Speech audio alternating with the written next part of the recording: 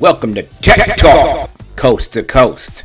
In this episode, Matt Ballbrecht from ttjtech.biz stops by. We talk about the upcoming free courses, the technology showdown that we're going to have later on this month, and other Apple news. So sit back, fasten your seatbelt, and enjoy the ride of this episode of Tech Talk, Coast to Coast.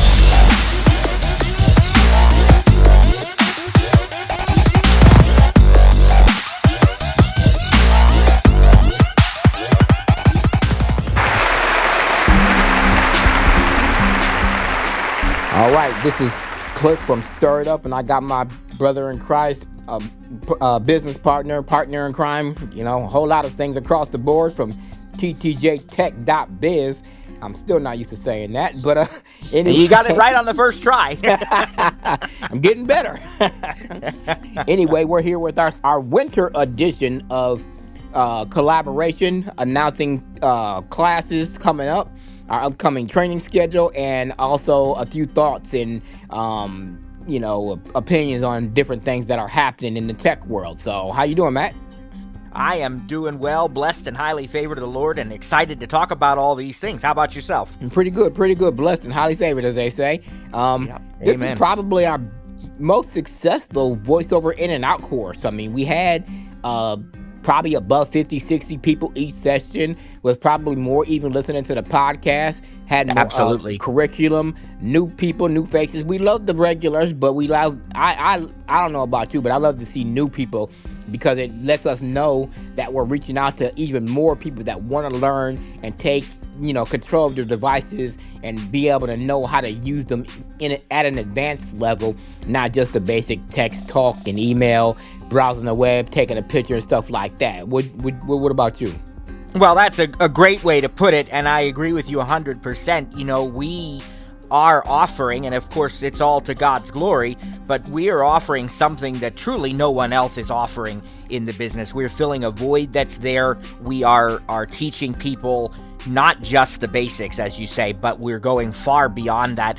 And I think most importantly, we're showing them how to use these devices by learning those, as we always say, fundamentals and those predictable patterns.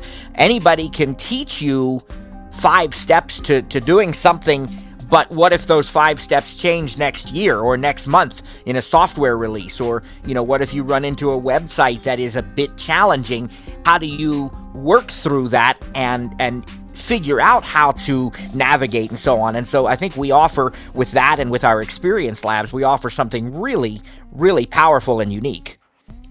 We've had past students and even experienced trainers come into our courses and say it is more detailed and more robust than anything that they've ever experienced. And for anybody who's listened to either one of our podcasts, mine on Tech Talk Coast to Coast and Matt's on TTJ Tech Talk, oh my goodness, I got that one right on the You first got that try. right too, I tell you what. These courses that we run throughout the school year, because we both have families and kids, so we follow the regular school year schedule.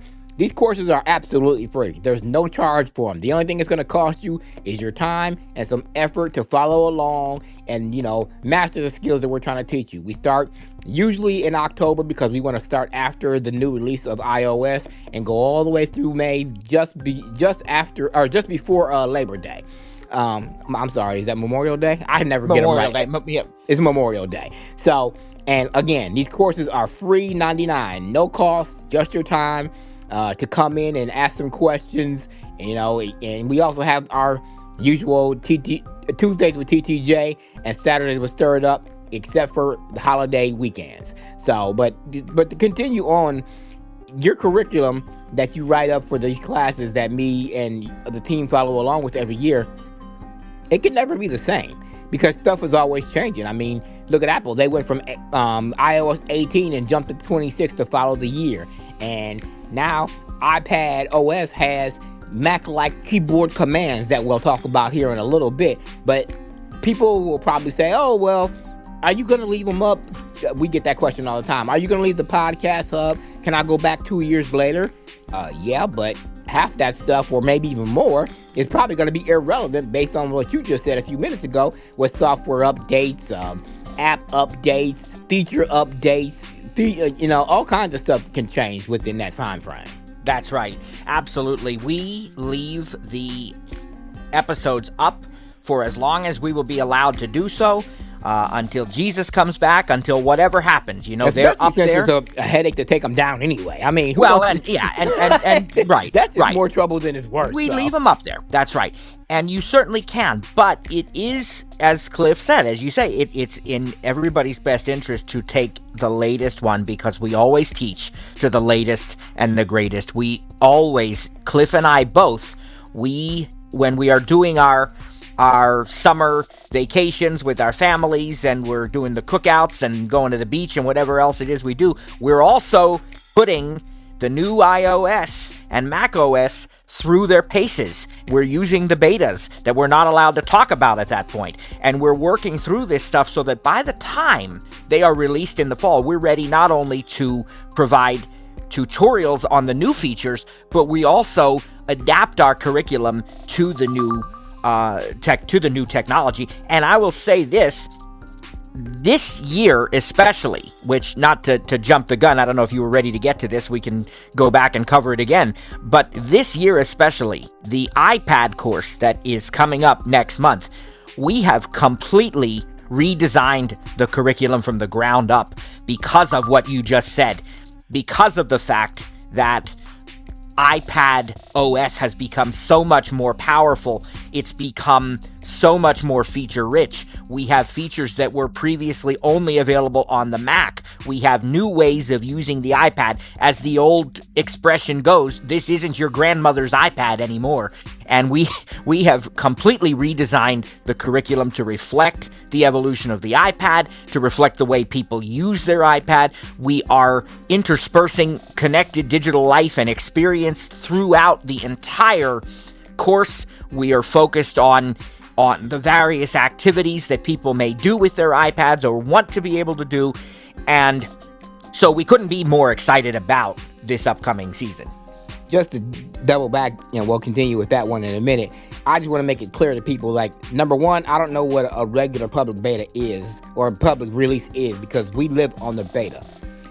Having said that, I want to be clear that Apple recommends, they don't say you can't, but they recommend that you do it on a secondary device. Matt and I's philosophy on that is, how am I going to test something if it's not on my everyday device? And I mean, again, do this at your own risk, because we have, but for at least the last 5 or 6, maybe 7 years, we've had no issues with installing the first public beta or the first developer betas on our devices with no issues. Not saying that nothing will come up, but praise God, it has not so far. And we've been allowed to test all the features on iPad, iPhone, Mac, even our watches and HomePods. And I think even I think even I don't think you do, but I even put the betas on my Apple TV. Because I do put the betas on my Apple TV. In fact, we can, now that it's over, we can tell the funny story about that, because I blamed Cliff, because remember, you told me, I said, my daughter really wants me to try the new iPad OS 26 beta, and you said to me, she's absolutely right. There's nothing, it's going to go wrong. It's very, works very, very well. And he was right. I installed it on the iPad. It did go very well. I installed it on the iPhone. It did go very well. I installed it on the Apple TV, and I completely lost voice over speech. It was just gone. And you can't get mad, because it's a beta 1. It's nobody's fault. It's going to get better, praise God, But I was, and I jokingly texted him, and I said, what'd you do to me here? Because now I had no, and what I had to do, what we learned was, it was a bug with only certain voices. And we can talk about it now, because of course that was months ago. It's been fixed, praise God. But I actually got, everybody was asleep in my family. Those who don't know, I'm a night person very much. And everybody was asleep by that point. And so I got Be My Eyes, shout out to Be My Eyes, on the line. And I used a live human volunteer. And I said to them, okay, I need to show you my TV, and I need you to walk me through going into settings and accessibility and so on, and changing the voice. And when they did it, then I memorized, I had to press this many times down, this many times to the right, in case I needed to do it again. And, praise God, I had speech back by the end of the night, not with a voice I normally use, but, it wasn't more than a week or so, and that was taken care of. Right. But yeah, so full disclosure that we do it. That doesn't mean you have to do it. If you choose to do it, it's at your own risk, but we live on the beta. And again, we've had no issues. We've been able to take all the apps that we use on a day-to-day basis through its paces and, test things, submit bug reports. I call it a job application because that process is long, but it's long for a reason. They want the details. How did you get there? Did you do it multiple times? Does it only show up every now and again? What app were you in? What were you doing? What were you writing? Were you editing text? That's not all it asks you, but it's along those lines, and it does it a reason because it tags when you send it in. It sends it to certain words, certain keywords, certain phrases. It's gonna send it to the right department, so it can be tested by the right person. And here's the thing: they want all of those details. Ready? Because they actually do care about us, and they do care about making their products and their software as good as it can possibly be. And so when there is a bug, they do take it very, very seriously. Sometimes just, because of prioritizing and stuff, they're human too. Sometimes it may take a release or two for it to get addressed, but it will get addressed. And they really care about it. And Cliff, you can attest to this too. They've responded to our reports. Oh, yeah. They've contacted us. They've asked for more information. They've even asked tell you when it's been fixed and ask you to get back to them to make sure that they fix it. Is it working or are you still having the problem? Yep. Exactly. Yep. So, but yeah, let's. Like I said, we've had the voiceover course was, like I said, I think it was the most successful one that we've had. Because it's been a work in progress. We've been doing this since 2000. What is it? 18. 18. And we're now in 2026. And trust me, people, the first couple of years, maybe 3 or 4 years, they were rough. We probably changed the way we did it every year. But now, with collaborating with the team, asking God how to do it, like I said, it's completely free until He says so. And, right. But I think we got it down to a formula that works. The way that we teach with, Q&A at the end on Mondays and some Wednesdays, and then going into the experience lab so you can practice and ask questions and live and get your stuff handled in real time, not have to come back with a question in a help session or in a next class session. No, we give you an experience lab to do these things so we can tweak help you out with something that may be going wrong. Is it your system? Is it the app? Is it updated? Is your phone running slower because you got too many apps open? Whatever the case may be, we do that for that specific reason. Exactly. And we have, it's incredible, what God is doing, what God has done, what He continues to do, and praise God for the mind of Christ for showing us these things, because we have come so far. He's brought us so far. When I think back to the first class, and we always tell the story of how our first class was an iPad course, and we didn't even call it iPad for All Computing. At that time, we called it Replacing Your Computer with an iPad or something like that. And we brought in, I remember we had 47 people in that first class. And we were teaching something, and someone asked a question, how do I do whatever? I don't remember what the question was they asked, but whatever it was, our response was, well, you'll find that in the rotor. And the person responded to us, what's the rotor?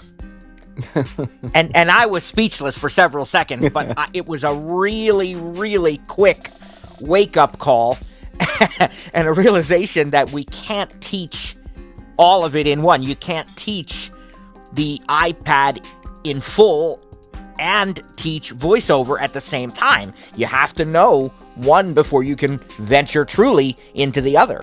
And that's how VoiceOver In-N-Out was actually born. So, yes. And again, for anybody who's listening to this podcast, please subscribe to both newsletters, stiritup.com, and stir is spelled with a U. That's STURITUP.com. At the bottom of each page, there's a subscribe. It's not your traditional subscribe. You don't have to verify anything. Just type in your email address, hit enter, and you're done. and also ttjtech.biz.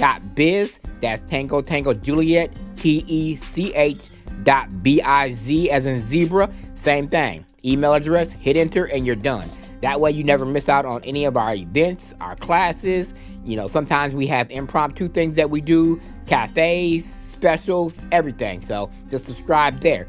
But having said that, with this upcoming iPad course and as robust and as much as we've had to change the curriculum to try to get everything in for all the changes from 18 to 26, unfortunately, we have to require that you listen to the VoiceOver In-N-Out course first, or has some kind of voiceover training. It doesn't have to be ours.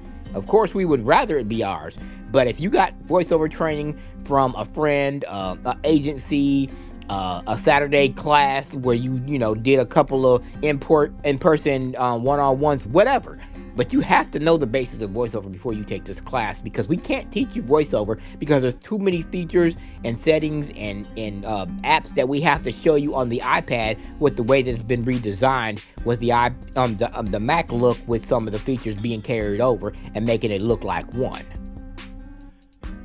That's exactly right. It's so important that you have a basic, what we like to say, a reasonable working knowledge of VoiceOver and iOS. And if you are sighted and you're not a VoiceOver user, at least a basic knowledge of iOS, because again, there's just so much in this course because the iPad is such a powerful tool.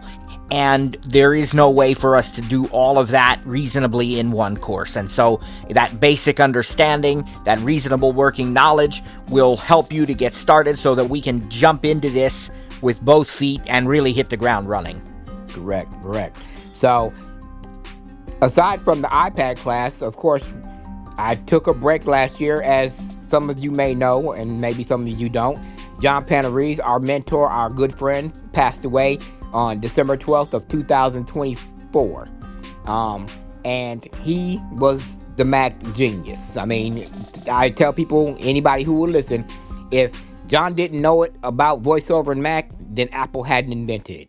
He taught me pretty much everything that I know about the Mac, and then some. He took me under his wing for the last 4 or 5 years of his life. I have all his recordings, all his podcasts, had the pleasure of getting to know him personally, being there for him in his time of need, whatever. Anyway, last year we took the year off, but this year we're coming back with a new and improved Mac course. I've been listening to some of his courses and his style of teaching.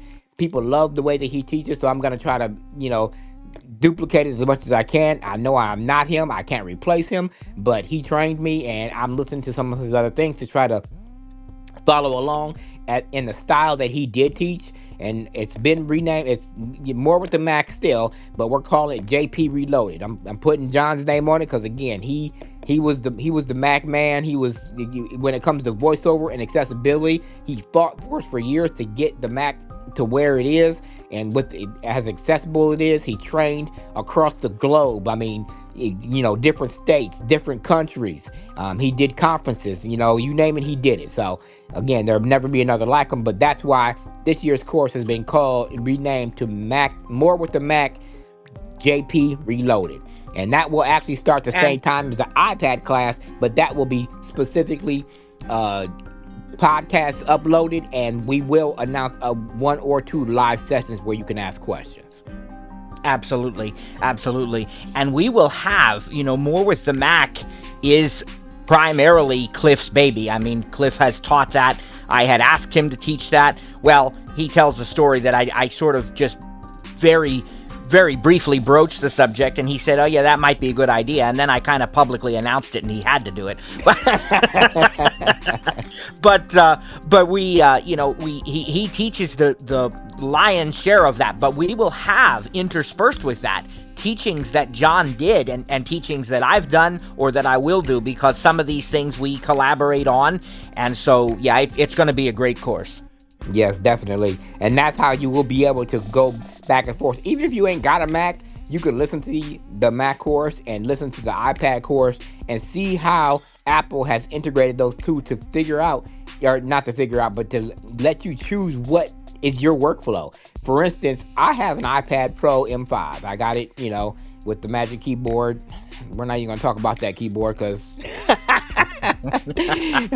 I said a couple of years ago that I would never ever buy that keyboard because I'd have to sell a couple of kids and skip a mortgage. But you know, when I saw what Apple was doing with the iPad, with coupled with that keyboard and what you could do with it, you know, I had to have it. Now, don't get me wrong, I still have my Mac Studio. I got the Mac Studio 2025 last spring. That's still where I do my podcast editing, you know, collaborate with different individuals on certain Zoom calls, do some hosting, and some file management. But if I'm on the move, my iPad is my primary device. I have a cellular iPad. You know, if I'm in the living room, in the kitchen, that's what I'm using. If I'm, getting to ride somewhere on a long trip or at a coffee shop, that's what I'm using. At home, my office, Mac Studio is it. But the iPad, it's my secondary device, and I love it. The fact that I can start something on my Mac and finish it on my iPad. And again, we will show you how Apple has integrated those two devices to mirror each other, to give you choices. I mean, the Mac is, maybe some people like the MacBook Pro. I don't prefer a laptop, but I prefer the iPad. Some people have an iMac. I don't prefer an iMac. I like the Studio because to me, you get more bang for your buck, more RAM, more memory, more hard drive space, more speed, more processing stuff. So, because I'm totally blind, I don't need a screen, so I don't need to purchase it. Now, do I have a screen hooked up to it? Yeah, there might be a slim to none chance that I might need some sighted help, which I've had this Mac it'll be a year in March, and I've only needed my daughter to help me with something once. So, other than that, I go between the two devices. Now, Matt, you have an iMac downstairs that collects dust, correct?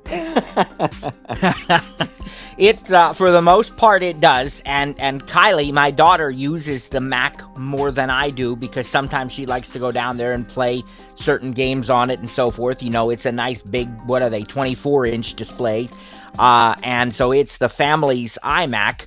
But I did get it because of the fact that once in a while I do have a Mac client, and there was a specific client who was requesting Mac training, and I want to do everything as unto the Lord, which means I want to do the best I possibly can, and I knew I couldn't do that if I didn't have the Mac to try things on, and so I still use it in that fashion. If a customer or a student has a specific issue, and quite honestly, most of the time I'll just defer to Cliff because he'll know the answer. But sometimes I want to check it out for myself, so I'll go down there and I'll try certain things. Or, if there's a new feature I think I need to test or something, I use it in that way. But it doesn't get much use at all, and more often than not, it's Kylie playing on it than me actually using it. Yeah. You probably treat it the same way I treat my home PC. You probably just turn it on to update it every now and again. But speaking of the Mac and iPad, why don't you tell the folks a little bit about what's coming up here? I think we scheduled it 7 Central, 8 Eastern on January 28th. What are we calling that again?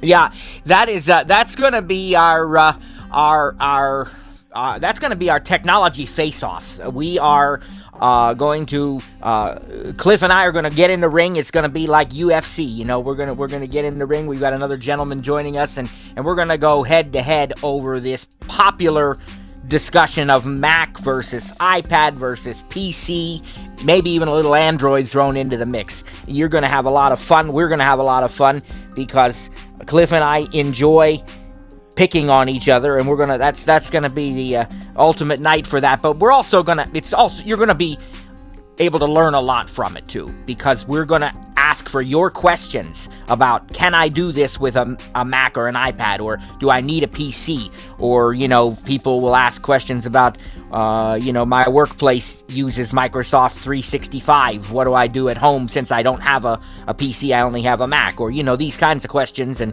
a lot of other things. And I think we'll be able to address these and have a lot of fun while doing it.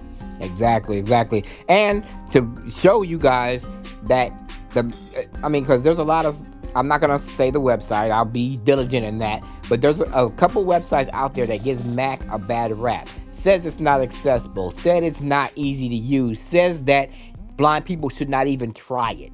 Well, I'll say to those people that it's not going to happen overnight. This is just a little, a teaser, a preview. But one of my things with the Mac is You did not learn PC and JAWS overnight. You're not going to learn Mac and VoiceOver overnight. It's just not going to happen. I got my Mac in 2010. I can tell you right now that I was not 100% comfortable with what I was doing and confident in navigating, doing everything without any assistance or thinking I was going to mess something up until probably 2013 or 14.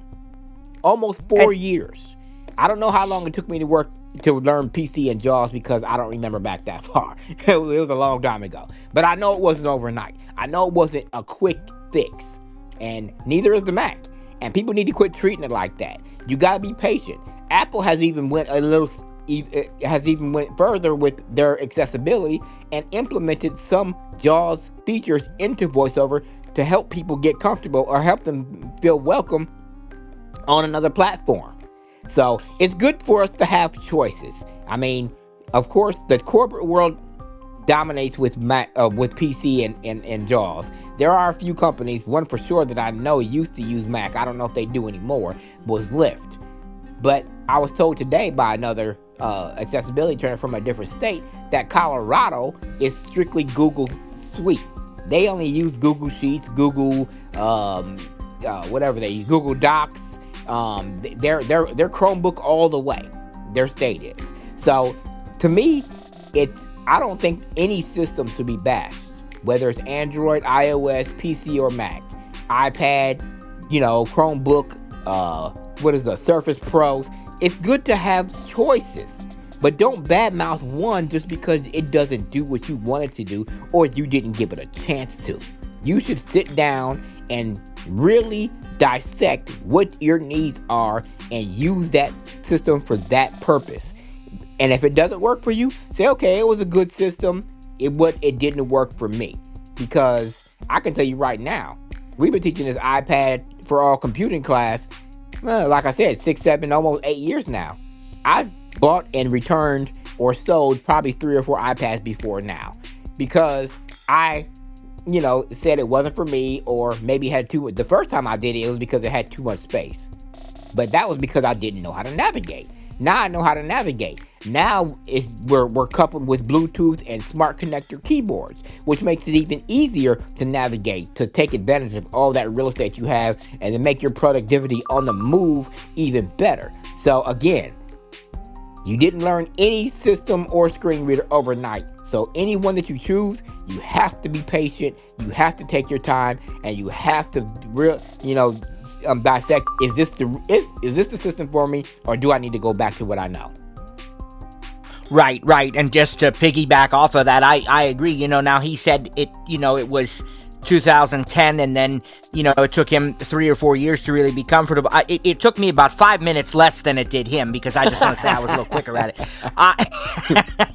But what we both did is we forced ourselves to use this and put the PC away or sell it or something, so that you said you put yours in a drawer, but I sold all of mine. I didn't even want it in the house because I didn't want to be in a position where I would say, okay, I don't know how to do this on the Mac, so I'm just going to fall back on the Windows machine. No, I wanted to learn the Mac, and I wanted to use it, and so and that's the big thing with me. I agree with Cliff that there's no point in and no benefit to bashing any one system. I mean, I may do it jokingly, but in reality, it is good to have choices, and everybody's different, But what is very important to me, and I know it is to you too, Cliff, is that people say the things that are true, and we've heard people say, well, I don't want an iPad because you can't do serious productivity work on an iPad. Well, that's just false. All right? You're not a bad person if you said it. We still love you. God still loves you, but it's just false information.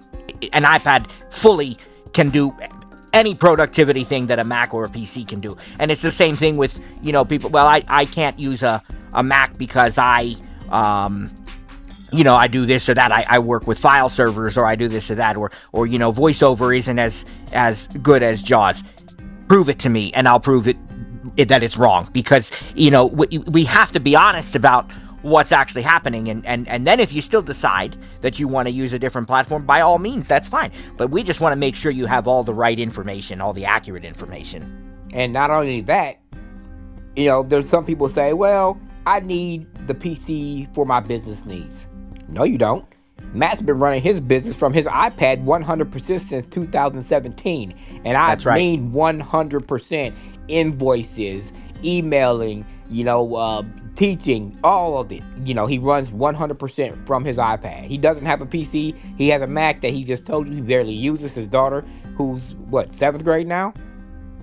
Eighth grade. Eighth Eighth grade, grade, yep. who uses Yep. to play games and stuff like that. So, yes, it can be done. And when I was in the vending program in Florida, I used my iPad for 95% of my business. There are some stuff that I jumped over to the PC for just because, I said the PC, to the Mac for just because I like the workflow a little bit better over there. But 90%, 95% of it I could do from I probably could have did 100%, but I just chose not to because I had a MacBook Pro at the time, and I didn't want it to go to waste. So that's probably my way of justifying having both at the time. So, but Well, yes, you and can. also the iPads come leaps and bounds since then too. Exactly. That was 6 years ago, 7 years ago that I did that. So, but Yeah, you can do anything from an iPad that you can do from a PC, and vice versa, and also from a Mac.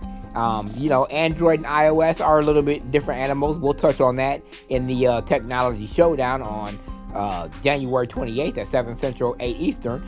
But right now, we're just here to tell you about our upcoming trainings and courses and free stuff. Now, right now, TTJ has a special going on. If you pay for one of the gold packages at full price, which is $12.99 for 2 years, and you can go to ttjtech.biz and get more details. But if you buy one of those packages, you will get a free brand new, not used, not refurbished, but a brand new iPad. Now, does a keyboard come with that? I didn't look at the whole announcement.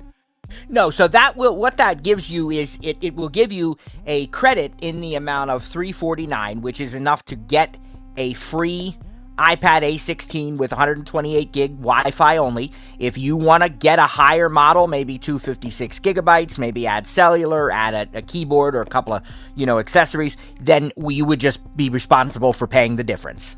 Okay. So you can, if you get a gold membership, which again lasts for 2 years, you have a block of hours that you can use within that time frame. Shopping assistance, extended hours during holidays, all kinds of stuff. You can go on ttjtech.biz and also stiritup.com and check out my training page because I have the same pricing and stuff like that on there. But anyway, that will be an added benefit. And we also got some cafes coming up, correct? The Apple TV, Apple Watch. What else you got on tap for, We do. So we start Apple TV, a TV in the 21st century. And that is going to be in not this coming Monday. Well, depending on when you're listening. Let's see. It'll be the 19th of January. That's the date. Monday the 19th, 2 p.m. Eastern Time. We will start TV for the 21st century. It'll be a 2-week course, Monday and Wednesday, and then the following Monday and Wednesday. And then we have a 2-session course on the HomePod and the smart home. And it's not only going to be the HomePod. If you want to use your Amazon Echo, your Google device, your Gemini AI, and you want to use a lot of different home accessories and smart security products. We're going to talk about all that stuff. And there's 2 sessions there, and then 2 sessions on Apple Watch. And then we get into the iPad course. And everything that we do, which is teaching-wise, course-wise, whether it's a cafe or iPad or iOS class, everything goes up on the TGJ Talk podcast, which you can find on any of your podcasting platforms. Amazon, YouTube even has a podcast section, Apple Podcasts, which is what we prefer, but, it's not, people will use Spotify, iHeartRadio, and Podbeam. I mean, there's some I don't even know the names of. But anywhere you can find your podcast, you will be able to find TTJ Tech Talk and Stir It Up, or Tech Talk Coast to Coast. And most of the podcasts, not most, all the podcasts will be published within a week. We're not going to say the next day, even though sometimes they are, but you will be able to get it, within a week and, download, rewind, fast forward, pause, whatever you the case may be. Some people say they have been successful with downloading them to their Victor Reader, your Victor Reader stream. I don't know how to do that, Matt. That's beyond our scope of technical support per se. So if that's something that you want to know how to do, there's a list out there. I think it's on groups.io that you can, subscribe to with Victor Reader Stream support, and they will teach you or tell you, point you to the right articles and resources on how to do that. But 9 times out of 10, going to YouTube or Apple Podcasts, it will be your best bet, because it will, take you. You can subscribe, be notified, get updates on when new episodes are available and everything. So. Yes, yep, exactly. And all of the free classes get put up on the podcast. And if you're a gold member, you do get extra perks. We do have one coming up on web design, right? Or website design, right? Website design, we have one coming up that is a paid course, but if you're a gold member, you'll get it free of charge. And we've also announced an audio editing course coming up sometime later this year, but we don't have exact dates on that, but we're going to show you GarageBand on the Mac and the iPad. We're going to touch on some of the other iPad apps. If you like the iPad, we'll do Ferrite and Backpack. If you are a Mac user, you'll do what, Cliff? Amadeus and Amadeus Pro. How you can couple that with Audio Hijack to do recordings and edit them later. We also have Farrago, which is a soundboard app. I mean, that's a powerful app made by our buddies over at Roganiba. Great support. Great voiceover support for that matter. I email them about a bug. It's usually fixed in the next update, or they'll email me back asking for more details, screenshots, recordings, so they can look into it deeper and give me suggestions. So these are apps that will be coupled with, if you are into podcasting, recording. I don't know. Are you going to do anything on MIDI with GarageBand or not? Well, we will. I mean, it's kind of got to be discussed a little bit, yes. So that will definitely be included. Yep. Okay. Yep. So as you can see, we got a lot to coming up with the free courses, a couple of paid courses, a little bonus stuff here and there. There'll be some Saturdays that maybe we'll stream repeats of the classes on our Twitch channels that we both have. Just you can find information on both those on our podcast or on our blog. Website pages, I should say. Again, ttjtech.biz. Subscribe with your email address. You'll never miss anything. And stiritup.com. STURITUP.com. Email address in the subscribe field. Hit enter and you're done. So anything that we forgot about that's coming up? Your Christian faith school stuff, right? Right. Yeah, that's that's a separate podcast. We actually have 2 Christian podcasts, which you can find if you go to our actual YouTube channel, which is TTJ Tech. It's you could do youtube.com/@TTJTECH, or there's a link to our YouTube channel on the TTJ Tech website as well. But we have 2 Christian podcasts. One is called Faith Quick Concepts, and these are short, typically under 30 minutes. Sometimes it's a little more, sometimes it's a little less, whatever God leads, but typically around a half hour teachings, which are typically Monday through Friday. Now, we didn't do a whole lot of them during the Christmas holiday season, and now we're getting back into them. And then we are going to be starting Faith School, which is something that I am extremely passionate about.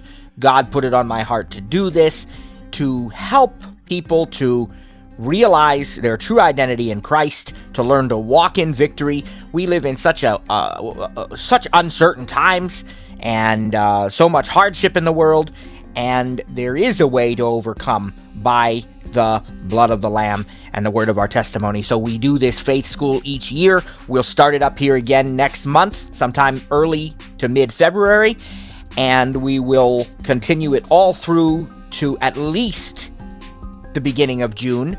Usually we'll even have, a few sessions throughout the summer, and we have our big Faith Summit in July, which this year will be the 22nd through the 25th of July. For those folks who are interested in that, you can even attend that one in person, although we do stream it we do post it online, I should say. But we certainly would love to have you in person as well. So you can learn more about that by going to the YouTube channel. You can also we have a separate website dedicated to that. It's thevessel.info.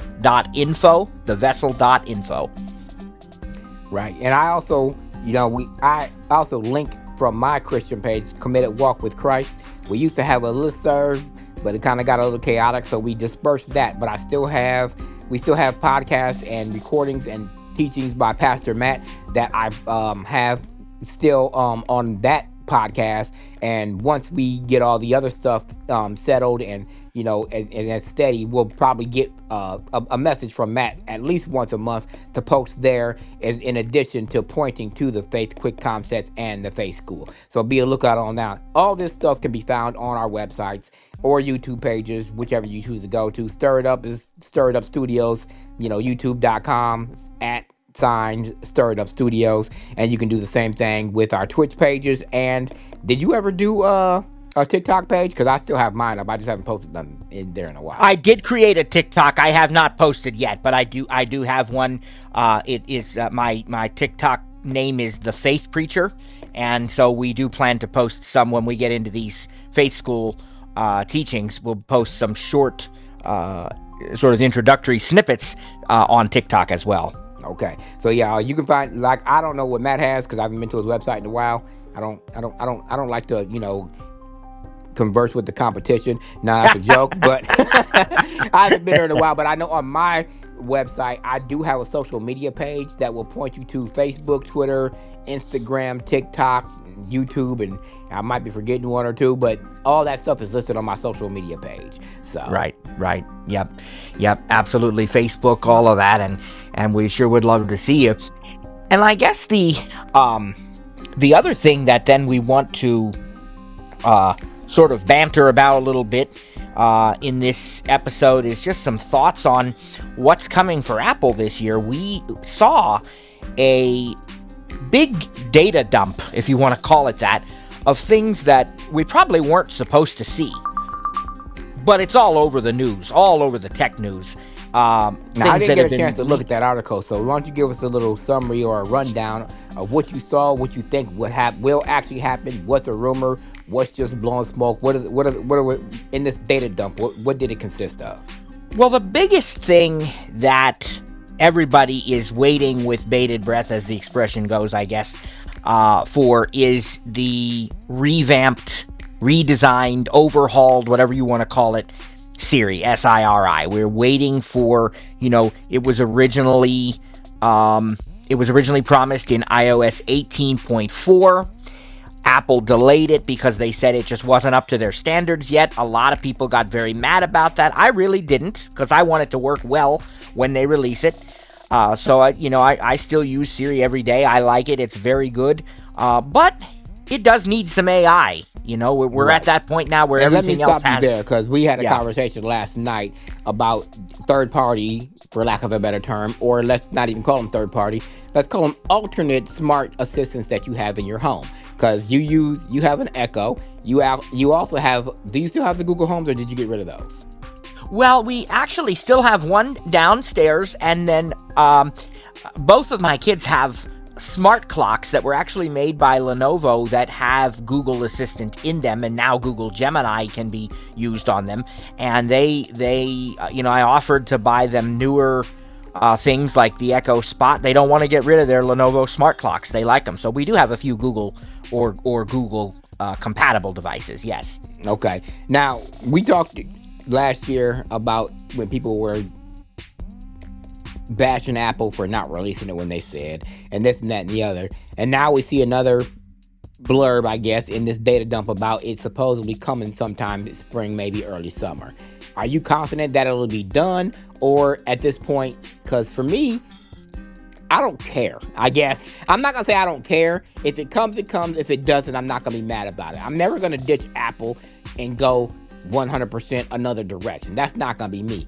But I may I talked to you last night specifically about Echo Spot or Echo Dot Max possibly to see what it could do. Plus the fact that I'm a Prime member and you are too, so we would automatically get the Alexa Plus, which I've heard has some vast improvements that people like. So why don't you touch a little bit on that part of it?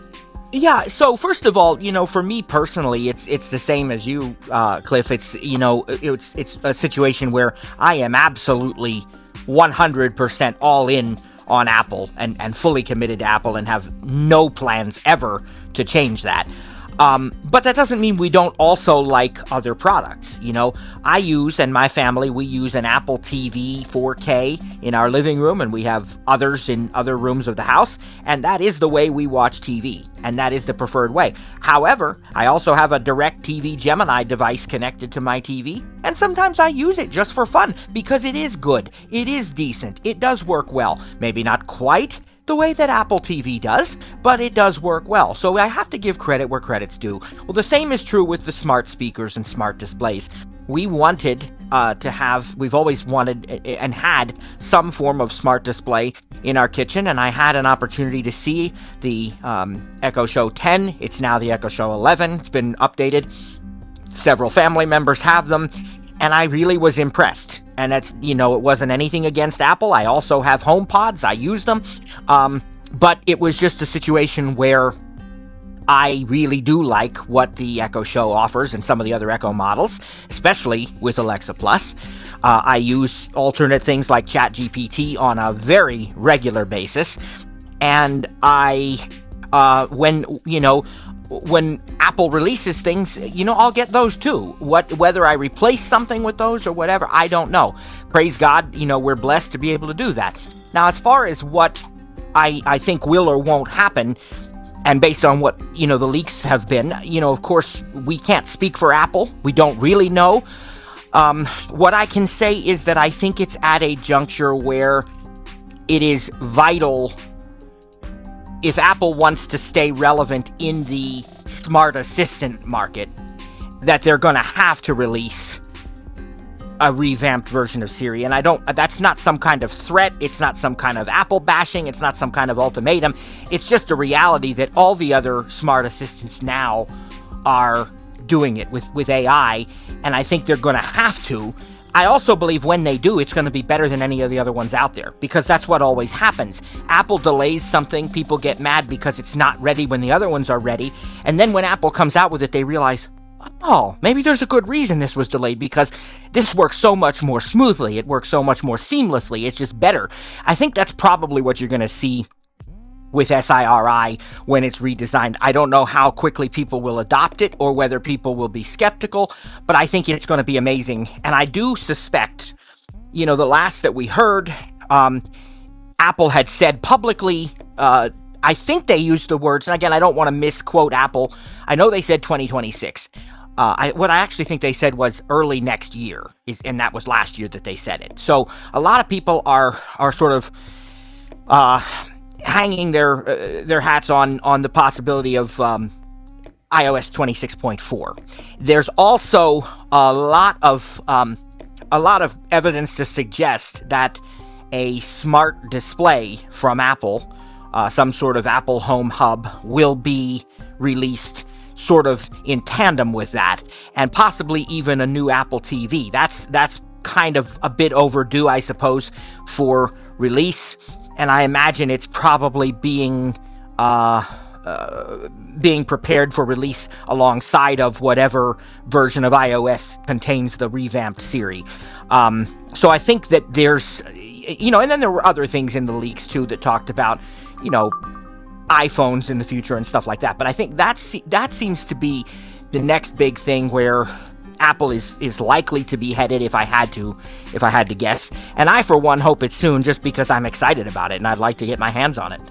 Now, is this hub designed to have speakers built into it, or is this going to be a hub/media center where you can control HomePods and other media devices that are connected, like your phone or iPad or something like that? Well, again, what we know is all speculation based on stuff we probably weren't supposed to see. But the rumors are that the alleged Home Hub will have speakers in it for basic listening and for use with, things like FaceTime calls and so forth, but that you can then supplement that either with HomePods or perhaps some sort of a special base that has speakers in it that you can add to your, Home Hub. Again, this is very, very... we could be way off on this. Apple could totally surprise us and go a completely different direction. We don't know. But that's the best information we are speculating about at this point. All right. So what else was in this data dump, as they call it, and that may seem likely to be released this year? I did think I saw something about possibly a new Apple TV with more memory and RAM and speed, I guess. Right. New Apple TV and new HomePod Mini. There's been talk of new iPhones and a staggered schedule with the iPhones where we might see 18 Pro and Pro Max, or maybe even some sort of foldable iPhone this year, but then not see the standard iPhone 18 till next year. There's even been talk of a MacBook with an A18, I believe, chip instead of an M series chip. If it's the A18, that is in, I believe, is it the iPhone 17 Pro, or is it the 16 Pro? I don't remember now, but it's, they're talking about possibly an A series chip, let's put it that way, in a low cost MacBook. Okay. So, and a lot of people, I don't know, maybe Apple's delved into a situation here where it may be a flop, for lack of a better term. Because to me, I think the iPad can do that and whatever, but maybe some people just want the iPad or the low-cost MacBook Pro or the Mac Pro to be a glorified tablet with a keyboard. I don't know, because the rumors that I heard about it is you will only be able to download apps directly from the Apple App Store. You will only be able to use their stuff. Basically, it's going to be stock app, which is what the Android people complain about already, about devices being locked down. But we'll save that for the tech showdown. But I don't know. I mean, I have a Mac or a iPad Pro M5, so that, low cost, for lack of a better term, Mac Pro or MacBook Air, whatever it's going to be called, is going to be of no interest to me. What about anything else? I mean, I did see a rumor that said that the iPhone 17e would probably be released sometime here in February or March. I have no interest in that either, because I'm running the 15 Pro Max, which to me, it was the first one that ran Apple Intelligence. I looked at the 17 Pro in the store, and it didn't really, it was a little bigger, a little thicker, to me a little heavier, but not much design change. So that's why I stuck with what I have. So, right. Yeah, and I'm on the 16 Pro, which really was because I switched carriers and was promised a free device, so I took advantage of that. Right.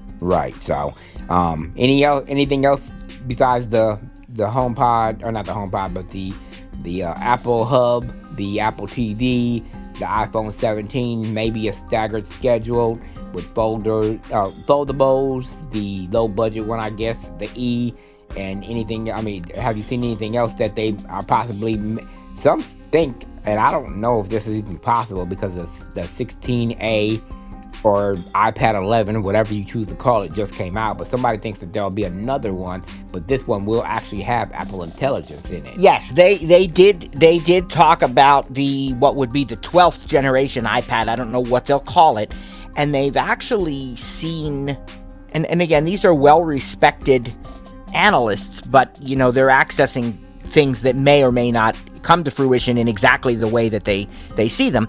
But there's actually a rumor that iPad will jump clear up to the A19 chip, which is quite a leap, Do they And think that'll increase the cost? Because right now it's what we call low budget, low cost, affordable, whatever you choose to use, at $299 or $349, depending on where you get it from.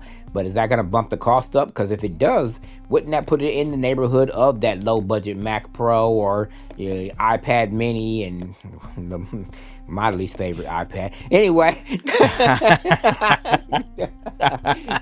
yeah, it's very So, it's very difficult to say, and I haven't really heard a lot of speculation on cost at this point. It'll be interesting to see. That's also rumored for spring, which would be a year after the A16 was released, because that was released in March of last year.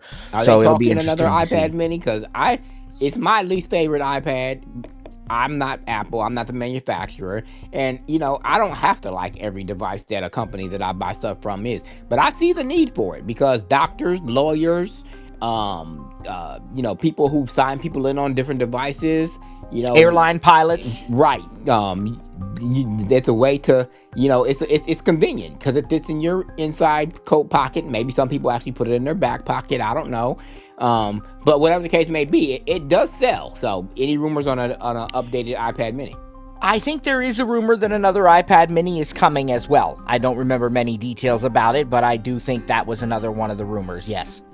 Now you do And have the iPad 11, 16A, whatever you want to call it. A16, right, A16. Does that have a home button, or did they go with the Touch ID in the power button? It has the Touch ID in the top button, Okay, no so- home button. So the home No, button is yep. gone completely. Okay. Right. And I will say to folks who are wondering, that is an absolutely fantastic iPad. Don't be fooled by the fact that it is that it is a low cost option or, any of that stuff. It performs every bit as well as higher end things. I mean, I've done very intensive tasks on it, and it just hums. And the keyboard, which is really funny because I sure like that Magic Keyboard that I finally convinced Cliff to get after all these years, But that Magic Keyboard Folio that you can get with the iPad A16 is just a brilliant design.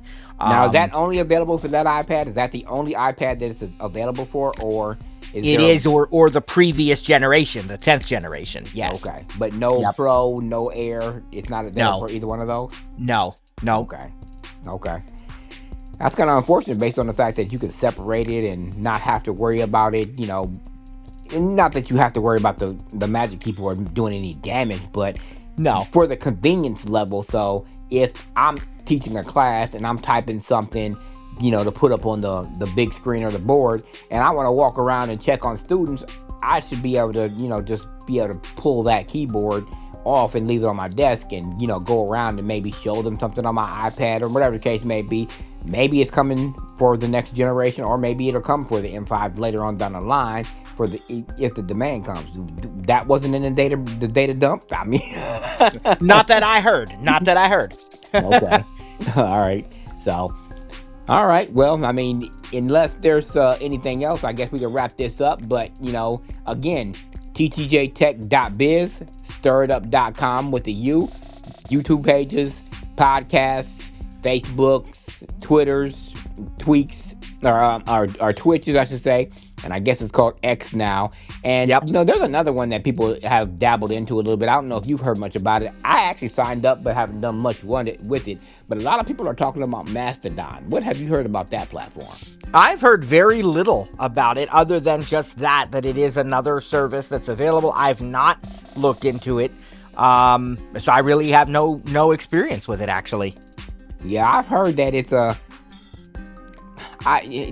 basically a server-based service where you can talk to other servers on different platforms. Like, say, the way somebody explained it to me is, if I have a Gmail address, I can still email you with iCloud or Yahoo or whatever the case may be. I don't know if that's a good description of it or not, but I guess there's different servers with different names that you can communicate with and, collaborate and talk to and quick instant message and stuff like that. I've signed up for it. I signed up with a server. I really haven't done much with it, mainly because I didn't have any time, which is a lie because I just had 2 weeks off, but I still didn't do much with it.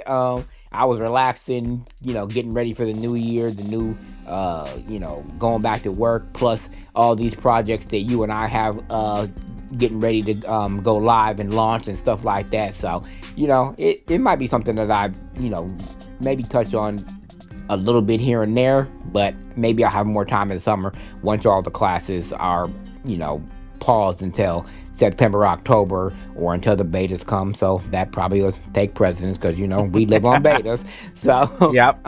one thing I wanted to point out to people, because, we were talking about these smart speakers, the Echoes, the Google Homes, the HomePods, the HomePod Minis.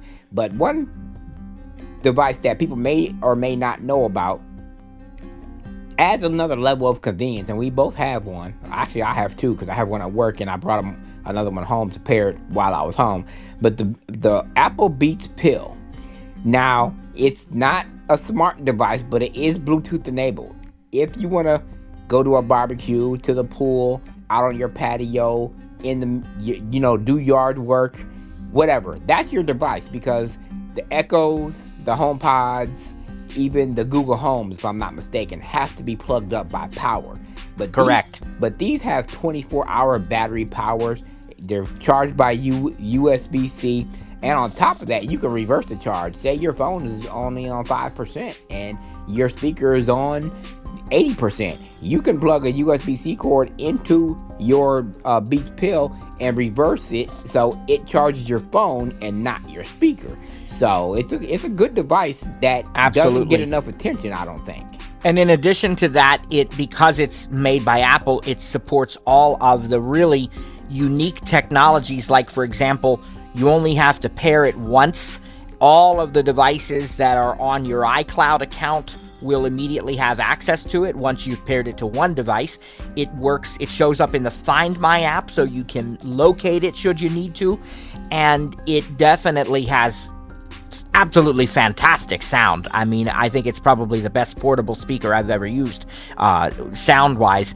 Really, really good sound, really good battery life. It's splash resistant. It's not waterproof, but it's splash and dust resistant. It's got a built-in lanyard kind of a thing that you can wrist strap or whatever you want, Yep. And it's available in 4 or 5 different colors. I have the red one. And my daughter, when we were using it while we were decorating for Christmas outside, I had taken it outside and we were using it, and she said, "Dad, can I pair that to my phone for a little bit?" And I said, "No," because I said it'll take away the the pairing from my, it's tied to your iCloud account. And she said, "Oh, but I'd really like to have it on my phone." So I said, "Well, how about we get you one for Christmas?" So she now has one as well. Let's be able to pair to her phone. So that was, and you can also use Siri on it, like to play music or ask, the weather and stuff of that nature. And on top of that, like you said, it has the great sound. It's portable. The 24-hour battery. If you want a portable speaker, that's the one to get. So, right. There's a couple other features that might be for. Oh yeah, you can pair two of them together for a stereo pair too. For a stereo pair, yes. So just a little plug for somebody that might be looking for something to take on a picnic, because again, Echoes, HomePods, Google Homes, unless you have a power outlet out there. And even then, it might not work properly because you have to have it connected to Wi-Fi, right? Right. So I don't think it can work without Wi-Fi. Right. At least not for the, smart assistant or whatever that you may want to use. So that's right. All right. For ttjtech.biz and stirredup.com, I'm Cliff. He's Matt. God bless you, folks. Thanks so much for tuning in. See you next time.